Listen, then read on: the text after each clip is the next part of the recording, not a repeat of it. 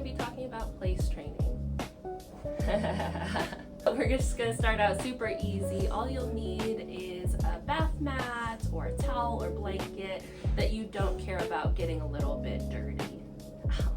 So today I'm going to be using their kibble along with some treats that crumble up really nicely. Step one, just place this mat out here and we're going to drop some food in it.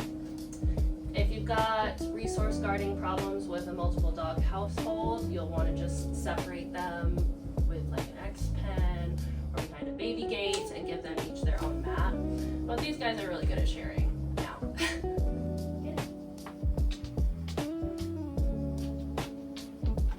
For step two, you'll need either your clicker or your marker word, like yes or good, to catch when they have done something that is in the direction of laying down on their placemat and staying there despite distractions.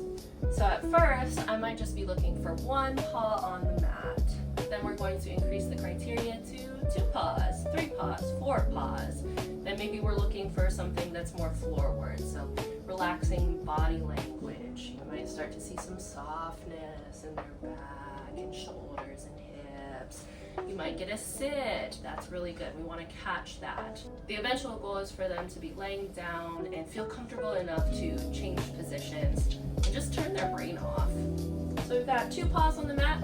I'm going to mark and reward. And the paws on the mat are going to happen naturally. We're not tugging them on the leash or zapping them with a shock collar to get them on this mat. They want to go to the mat because they've been practicing eating food off of it.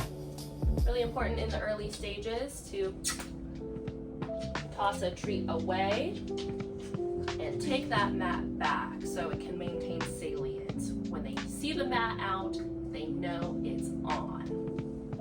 At this stage, if your dog has a trigger like the doorbell or knocking, you can start to work in a low-level version of that trigger before presenting the mat.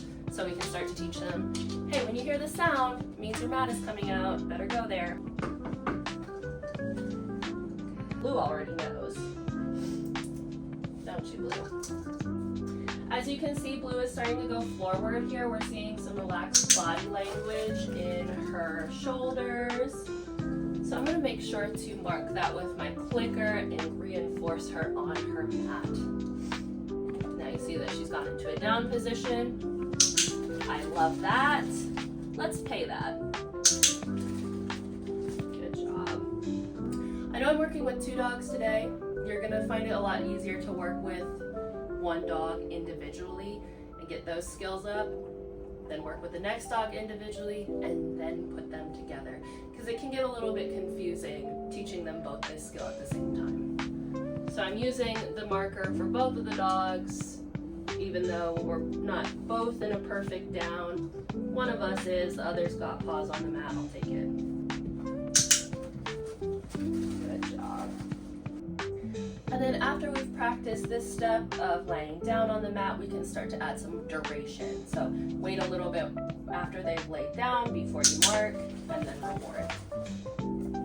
After we've built some duration here, we can start to add some distance in between them and the handler, which is going to be me in this case, and you at home. After we worked on both duration and distance, then we can start to work on the really fun part, which is distractions, meaning visitors coming in, kids running by, other dogs, sitting on this mat at a cafe, soccer game, what have you, just watching the world go by. That's the really fun part of this. But honestly, I'm such a lazy trainer. I like to just make things as easy as possible as soon as possible. So I actually like to wait until the visitor has come in before I put this mat out. So the dog starts to think, ooh, there's a visitor coming in, let me go try to find my mat, rather than mandating that they stay on the mat while the visitor is coming in, because that is really like high level distractions right there.